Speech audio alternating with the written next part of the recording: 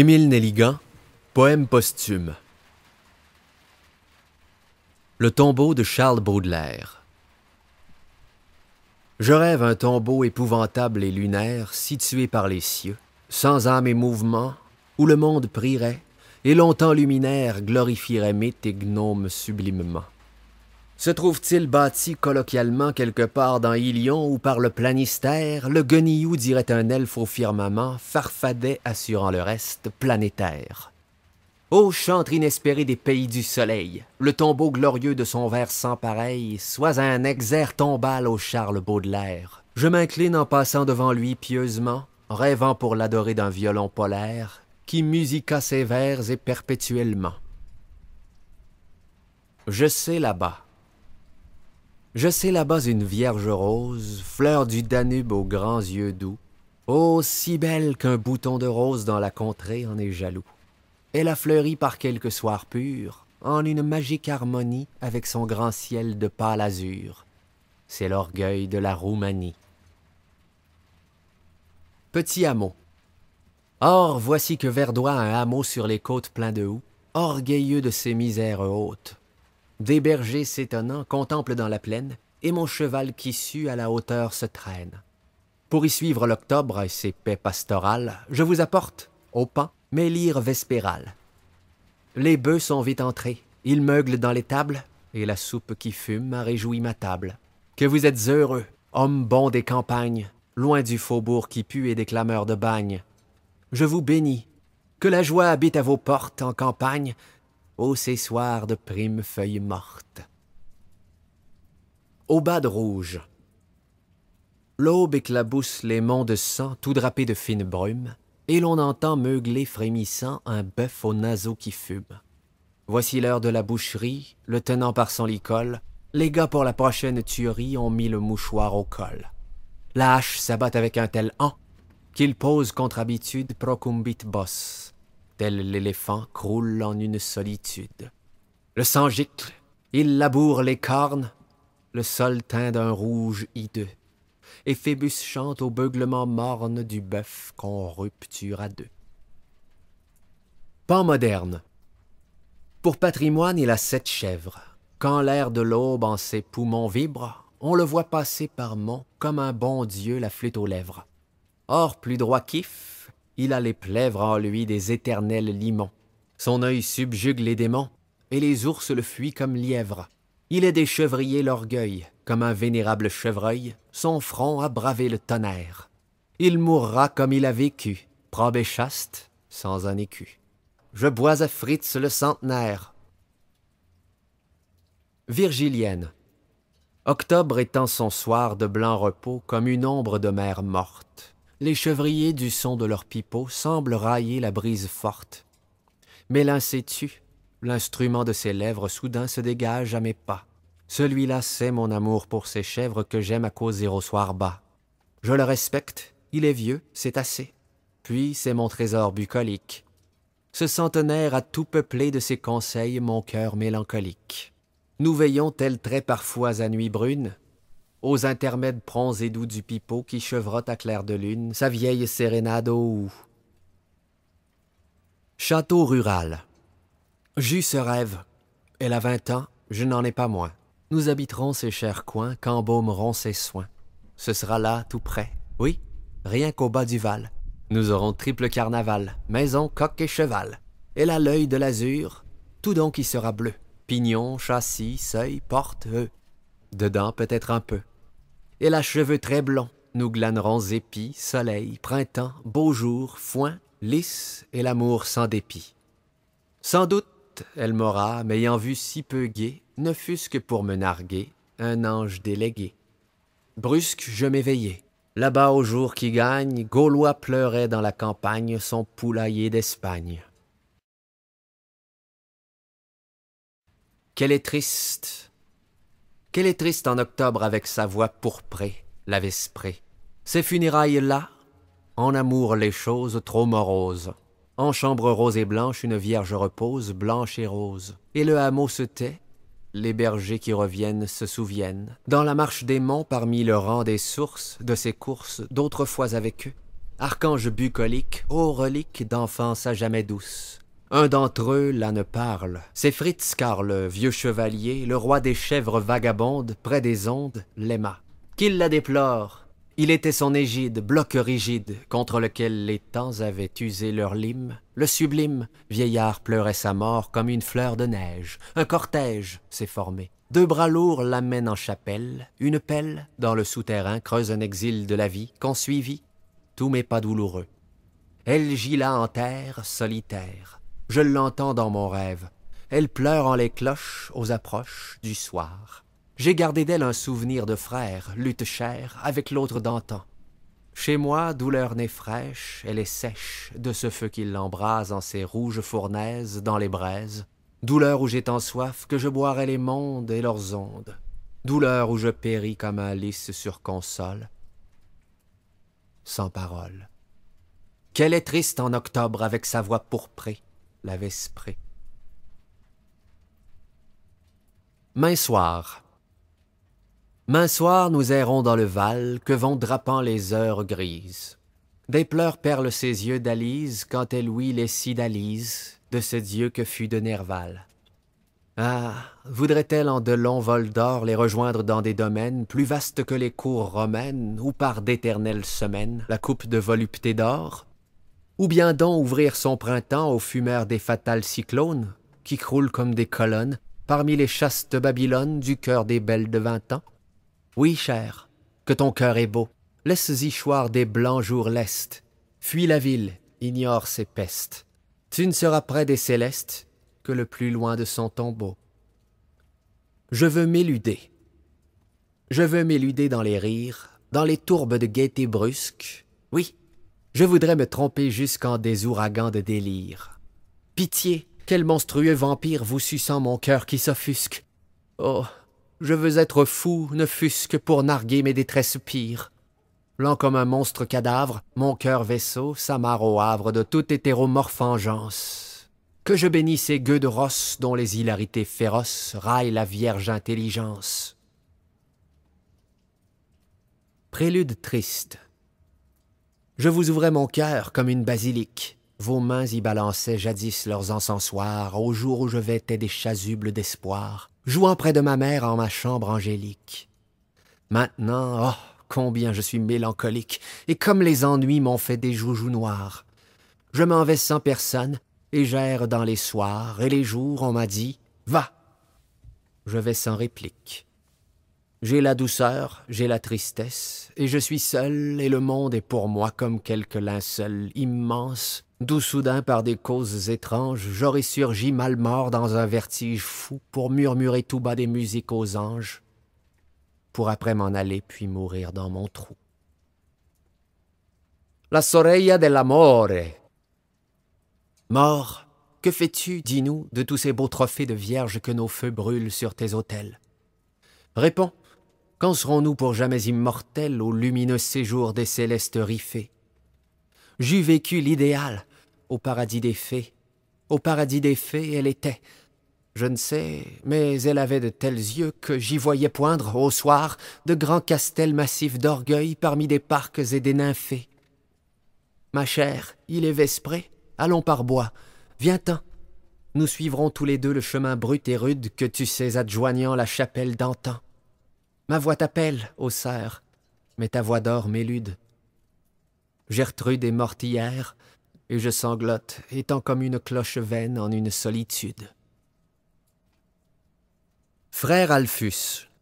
Ce fut un homme chaste, humble, doux et savant que le vieux frère Alphus, le moine des légendes. Il vivait à Olmütz dans un ancien couvent. Il avait un renom de par beaucoup de landes, son esprit était plein d'un immense savoir, car la science lui fit ses insignes offrandes. De tous bords l'on venait pour l'aimer et le voir. Son chef s'était blanchi sous des frimas d'idées, mais son pensée restait sur un point sans pouvoir. Parmi les grandes paix des retraites sondées, dès l'aube, tout rêveur, il venait là souvent quand les herbes chantaient sous les primes ondées. Il écoutait la source et l'oiseau, puis le vent, et comme en désespoir de solver le mystère, il retournait pensif toujours vers son couvent. On le vit se voûter comme l'arbre au parterre.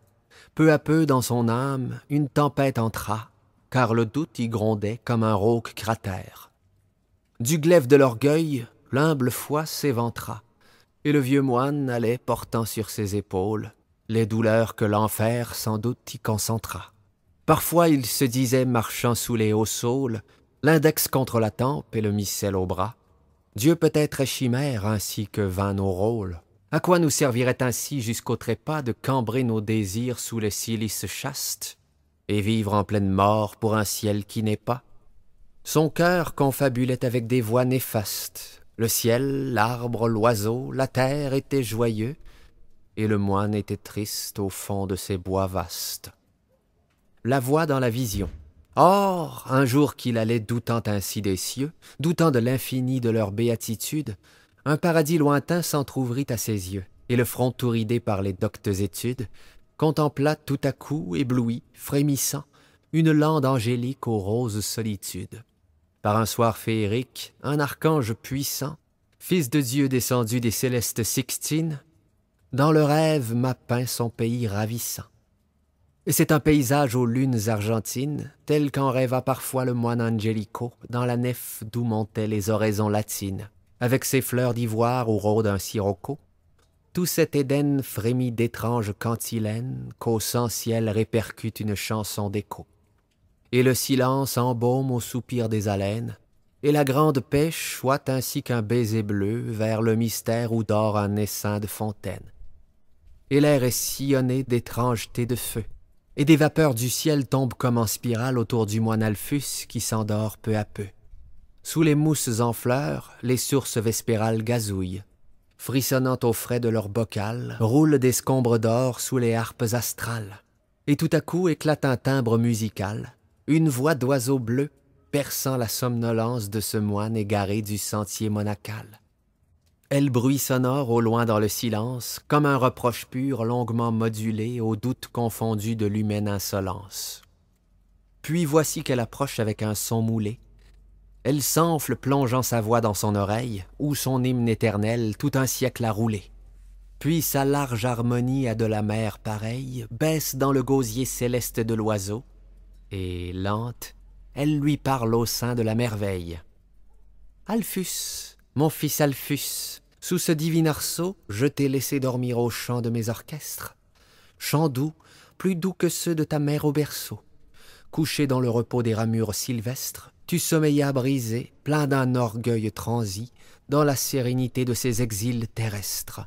Retourne sur la terre, un moment revisi, ne fût-ce que pour mettre en désarroi le doute. Retourne enfin au monde. On ne meurt pas ici. » Puis Alphus s'éveillant, voit sa vision toute qui s'éclose en chantant. Il est saisi d'effroi, et le soleil de l'aube est là, poudrant la route. Retour au monastère. Comme tout a changé, je trouve une paroi sur ce chemin qu'hier je parcourais encore. Tout se meut, l'on dirait, sous une étrange loi. Oh mon Dieu, suis-je fou? Qu'est-ce que cette aurore? J'ai quitté ce matin même mon vieux couvent. Quelle évolution du monde que j'ignore! Le bois n'est donc plus là, mais ces femmes avant ne venaient pas puiser au grand puits solitaire. Suis-je au chemin d'Olmutz? Dites-là, paysan. Celui qui monologue à la figure austère, des bons frères d'Olmutz, il porte le manteau. Que signifie alors ce nouveau monastère? Le jardinier perplexe, un coude à son râteau, s'arrête. Ils se sont vus, prunelles étonnées. L'angélus allemand chantait sur le coteau. Alphus gravit le seuil fait de pierres fanées, comprenant qu'un miracle alors s'est opéré, car il avait dormi cependant 100 années. « Alphus, dit un vieux moine au nom remémoré, « Alphus, je me souviens, jadis étant novice, d'avoir, oui, causé de ce frère égaré. Ce fut un moine doux qui n'avait pour délice que la paix, la prière et l'ardeur d'un saint feu. Une aube il se perdit en bois pour bénéfice. Bien qu'on cherchât partout, qu'on remua tout lieu, jamais put-on trouver son vestige en ces landes, et le supposant mort, on s'en tenait à Dieu. Alors, le saint levant les bras comme aux offrandes, mourut, lavé du doute. Il fut l'élu choisi, l'antique moine Alphus des illustres légendes. Pour nous, selon le gré du ciel, qu'il soit ainsi. Le suicide d'Angèle Val-d'Or. Le vieil Angèle Val-d'Or épousait dans la nef, en avril, sa promise aux yeux noirs, au blond chef. Le soleil harcelait de flèches empourprées le vitrail, ce miroir des anges au vespré. Et partout, l'on disait en les voyant ainsi s'en aller triomphant, qu'ils vivraient sans souci, que leur maison serait comme un temple au dimanche, l'amour officiant dans sa chasuble blanche. Le sonneur, en avril, épousait dans la nef sa jeune fiancée aux yeux noirs, au blond chef. Il eut pendant longtemps le cœur libre et joyeux, et les roses d'hymen printanisaient ses yeux. Il vécut des baisers trop menteurs d'une femme, jusqu'au jour où son cœur se prit d'un doute infâme. Il demandait au ciel plus d'un gaz à l'œil brun qui le remplacerait quand il serait défunt, et ferait bourdonner du haut de leur tour grande les cloches qu'il sonnait comme nul dans les landes. Il eut quand vint le mai, le cœur libre et joyeux, et les roses d'hymen printanisaient ses yeux. Mais en juin, le sonneur devint sombre soudain. Au soir, il s'en allait souvent dans son jardin, pensif, se promenant plein de peine et de doute. On eût dit son convoi d'amour longeant la route. Il confiait à l'astre un peu de tout son mal, plus noir que l'envol noir du corbeau vespéral. Les soucis, la douleur terrassaient son courage. Il se sentait gonflé de sourde et lente rage. En juin, ce fut pourquoi, comme cela soudain, il descendait au soir tout seul dans son jardin. Le sonneur en octobre eut son amour fané, et s'en alla, l'œil fou comme un halluciné. Son épouse adultère, ah, la folle hirondelle, avait fui jas son âtre au serment infidèle, encercueillant l'amour du vieil Angèle Val-d'Or, qui marchait dans la vie avec un grand cœur mort, lui laissant la maison silencieuse et vide pour les bouges lointains de la ville livide. À l'octobre funèbre, il eut l'amour fané, et les macabres pas d'un pauvre halluciné. Après avoir sonné l'Angélus quelques soirs, Val-d'Or prit l'escalier qui mène au clocher noir. Du bruit de ses sabots, l'écho se fit des râles rauques parmi les tours sous les étoiles pâles. La basilique avait senti frémir ses flancs, et ses vitraux étaient comme des yeux sanglants. Et les portes grinçant sur leurs gonds de ferraille avaient comme un soupçon du glas des funérailles. Il sonna 3 accords, brusquement, par ce soir où le sonneur monta dans l'affreux clocher noir. Et novembre est tombé dans les affligements. Voici le roman noir que je pleure aux amants. L'archevêque, au matin, montant aux tours maudites, y resta longuement, les forces interdites, devant le corps pendant au câble du beffroi, devant le corps crispé du pauvre sonneur froid. Le prêtre prononça des oraisons étranges pour cette âme enroulée aux doigts des mauvais anges, pour le sonneur et pour l'épouse au cœur de fer, dont Val-d'Or dit les glas aux cloches de l'enfer. Les chats.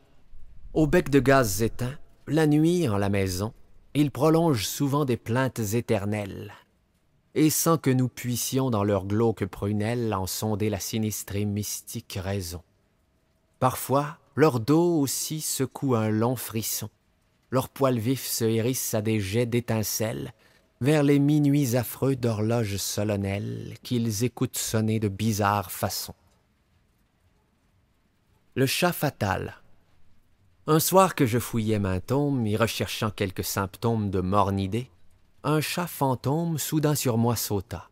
Sauta sur moi de façon telle que j'eus depuis en clientèle des spasmes d'angoisse immortelle dont l'enfer me dota.